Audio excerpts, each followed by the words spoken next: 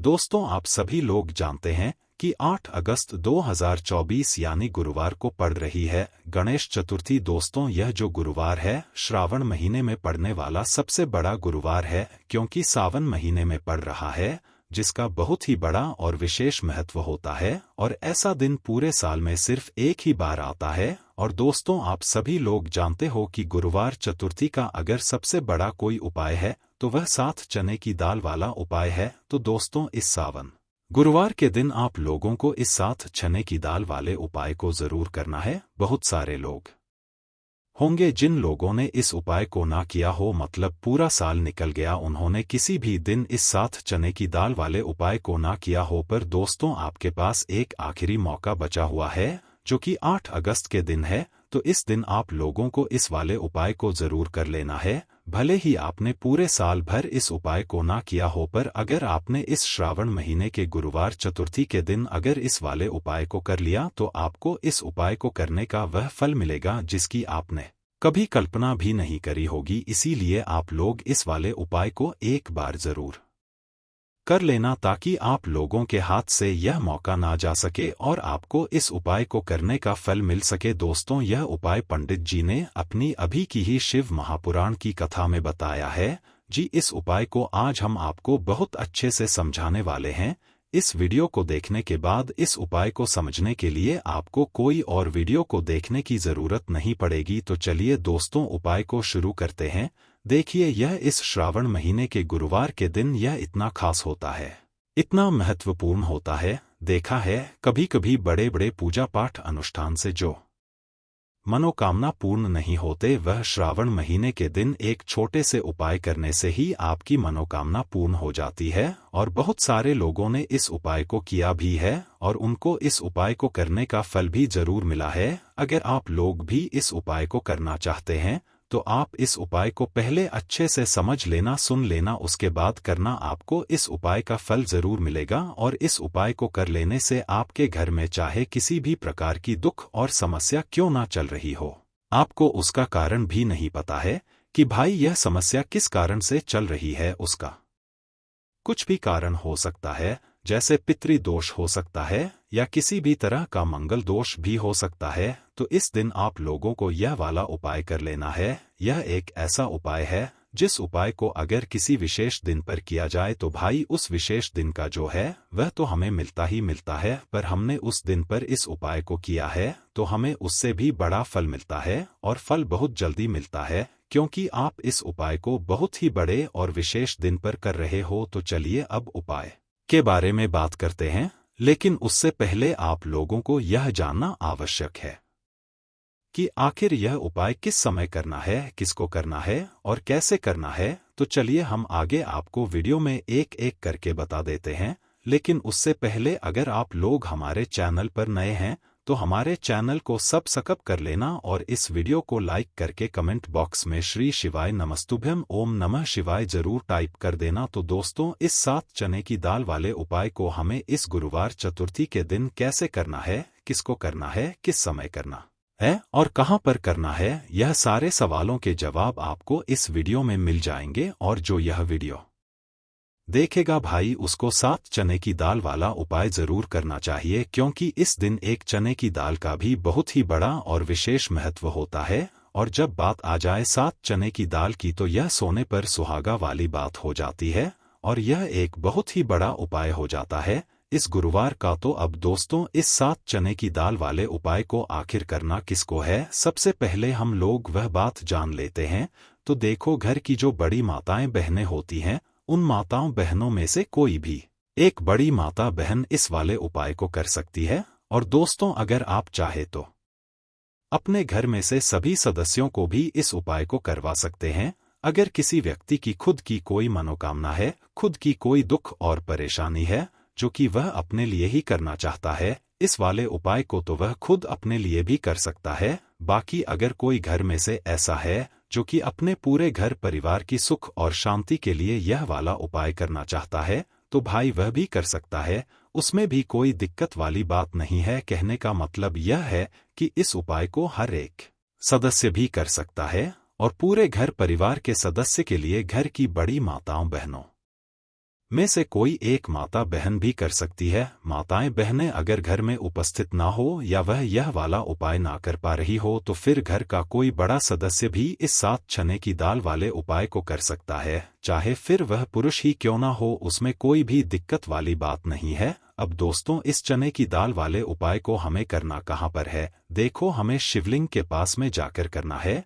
बहुत सारे लोग प्रश्न करते हैं, हर एक उपाय को करते समय क्या हम इस उपाय को घर पर या मंदिर में कर सकते हैं? देखो, तो इस वाले उपाय को आप मंदिर में करोगे तो अच्छा रहेगा, घर पर नहीं करना है इस वाले उपाय को। उसके बाद में दोस्तों जो अगला प्रश्न निकल कर आता है वह यह आता है इस उपाय को लेकर कि आखिर इस उपाय को हमें किस समय करना है? सुबह के समय करना है कि शाम के समय करना है? तो देखो, इस वाले उपाय को आप लोग सुबह के समय भी कर सकते हो और शाम के समय प्रदोष काल में भी कर सकते हो। अब अगर आप पूछो कि भाई साहब सबसे उत्तम समय कौन सा रहेगा इस 7 चने की दाल वाले उपाय को करने का, तो हम आपसे बस यही कहेंगे कि इस उपाय को आप सुबह के समय करेंगे तो ज्यादा बेहतर होगा। बाकी अगर शाम के समय भी करेंगे तो भी अच्छा होगा, उसमें कोई भी दिक्कत वाली बात नहीं है। तो अब दोस्तों जो अगली सबसे बड़ी और महत्वपूर्ण बात आती है वह यह आती है कि सुबह अगर हम उपाय को करेंगे तो हमें कितने बजे से लेकर कितने बजे तक के बीच में करना है, और शाम के समय प्रदोष काल में करेंगे तो हमें कितने बजे से लेकर कितने बजे के बीच में करना है। तो देखो, सुबह जितनी जल्दी हो सके आप उपाय को करने की कोशिश करना। बाकी अगर किसी कारणवश लेट भी हो जाओ, थोड़ी देर भी हो जाए, तो 10 या 11 बजे तक भी आप उपाय कर लेना, पर 1200 बजे से ज्यादा देरी ना हो, ठीक है? इस बात का ध्यान रखना। उसके बाद में दोस्तों अगर शाम के समय प्रदोष काल की बात करें, प्रदोष काल का जो समय होता है वह शाम के 6 बजे से शुरू हो जाता है। मतलब शाम के 6 बजे से लेकर 7 बजे के बीच का जो समय होता है यह समय प्रदोष काल का समय होता है। पर अभी जो मौसम चल रहा है इस मौसम में जो है शाम बहुत देरी से होती है, तो आप इस उपाय को 7 या 8 बजे के बीच में भी कर सकते हो। मतलब शाम के 6 बजे से रात 8 बजे के बीच में आप कभी भी इस वाले उपाय को कर सकते हो, उसमें कोई भी दिक्कत वाली बात नहीं है। परंतु गुरुवार के दिन कोशिश करना कि समय के अंतर्गत ही कर लो, किसी कारणवश ना कर पाओ तो थोड़ा देरी से भी कर सकते हो, आपको उपाय का फल जरूर मिलेगा। सबसे पहला उपाय विशेषकर आपको 7 चने की दाल से करना है। तो इस उपाय के लिए आपको मात्र 7 चने की दाल लेना है। इसी के साथ में आपको एक तांबे के पात्र के अंदर शुद्ध जल लेना है और इन दोनों सामग्री को लेकर के आपको भगवान शिव के मंदिर में पहुंच जाना है। गुरुजी ने बताया है कि यह उपाय आप सुबह से लेकर शाम तक किसी भी समय कर सकते हैं। देखो दोस्तों, आपके पास जो 7 चने की दाल है, सबसे पहले तो उन पर आपको थोड़ा सा जल डाल करके उन्हें गीला कर लेना है। अब इस चने की दाल को आपको अपने सीधे हाथ की हथेली पर रखना है और आपके जीवन में जो दुर्भाग्य चल रहा है, आपके जीवन में जिन भी कार्यों में आपको रुकावट उत्पन्न हो रही है, जिन भी कार्य में आप बार बार असफल हो जाते हैं, तो आपको प्रार्थना करनी है, हे महादेव मुझे इन सभी कार्यों में सफलता प्राप्त हो तथा मेरे जितने भी कार्य अटक रहे बस सभी परिपूर्ण हो। और यह 7 चने की दाल आपको भगवान शिव के शिवलिंग पर समर्पित कर देना है। बृहस्पति शवर महादेव का मन में स्मरण करते हुए गुरुजी ने कहा है कि जो भी व्यक्ति गुरुवार के दिन इस प्रकार से चने की दाल समर्पित कर देता है शिवलिंग पर, उसके जीवन से सारा दुर्भाग्य दूर हो जाता है। अब दोस्तों अंत में जो एक जल का पात्र है आपके पास, इसे भी आपको भगवान शिव की शिवलिंग पर अर्पित कर देना है और श्री शिवाय नमस्तुभ्यम इस मंत्र का जाप करते हुए बस इतना सा उपाय करना है।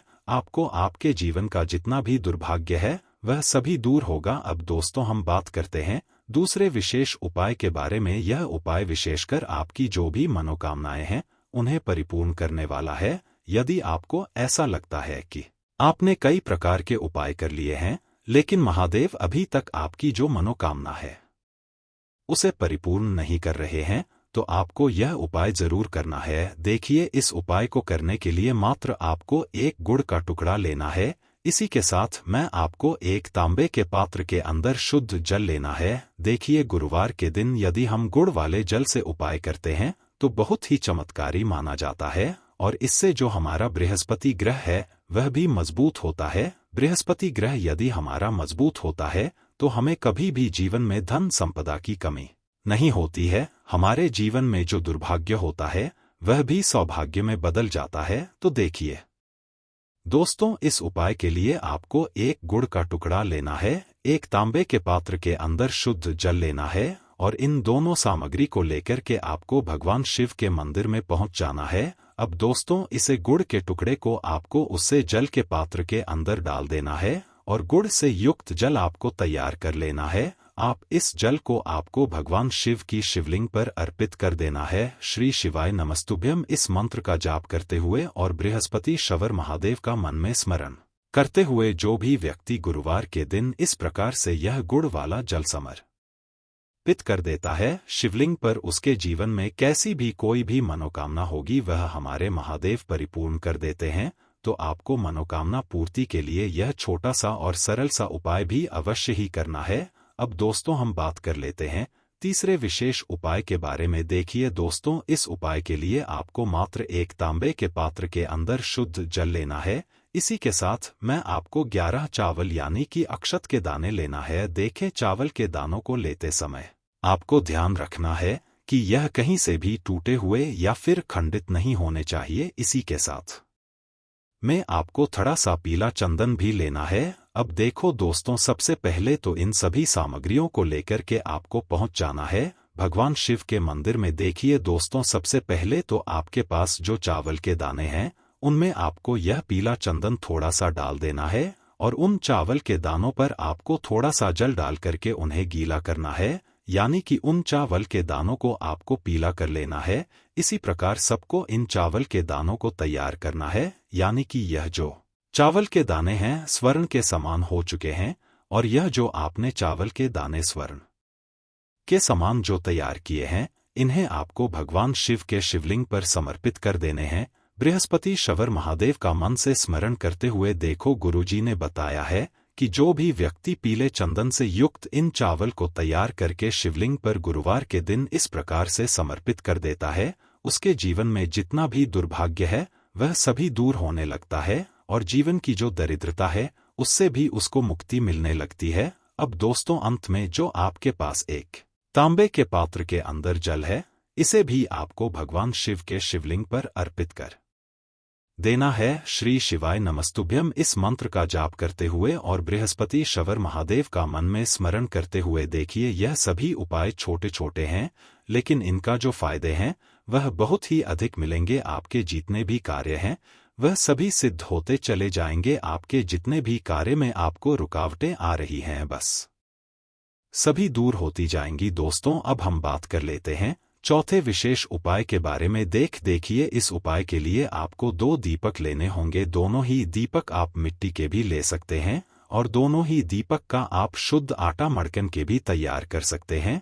अब दोस्तों, दोनों ही दीपक के अंदर आपको शुद्ध घी का प्रयोग करना होगा और एक दीपक के अंदर आपको गोल रुई की बाती का प्रयोग करना होगा और एक दीपक के अंदर आपको लंबी बाती का प्रयोग करना होगा। लंबी बाती वाले दीपक के अंदर आप मौली वाला जो धागा आता है कलावा का, उसकी बाती का प्रयोग भी आप लंबी बाती वाले दीपक के अंदर कर सकते हैं।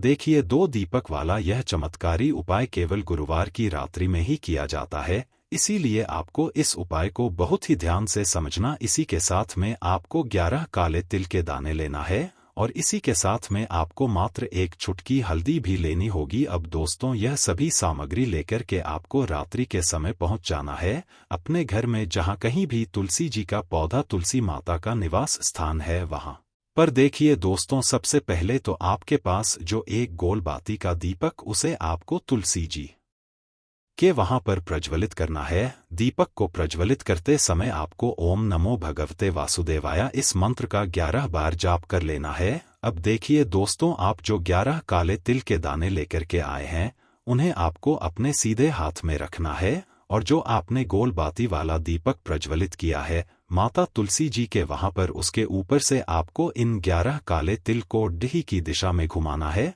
आपको अपना नाम और अपनी गोत्र को बोल देना है और फिर आपको इन काले तिल को उससे जलते हुए दीपक के अंदर डाल देने हैं।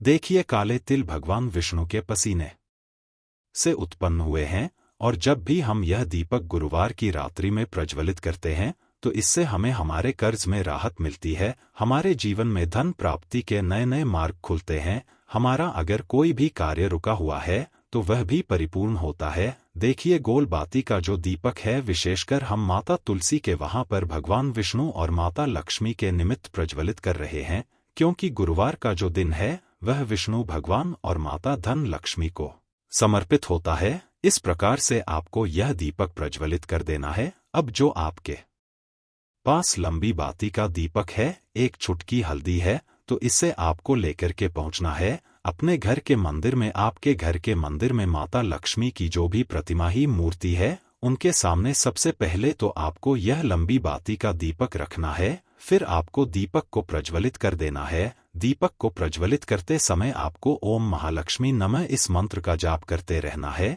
अब दोस्तों आपके पास जो एक चुटकी हल्दी है उसे आपको अपने सीधे हाथ में रखना है और इस एक चुटकी हल्दी को आपको उस दीपक के ऊपर से 11 बार घड़ी डीढ़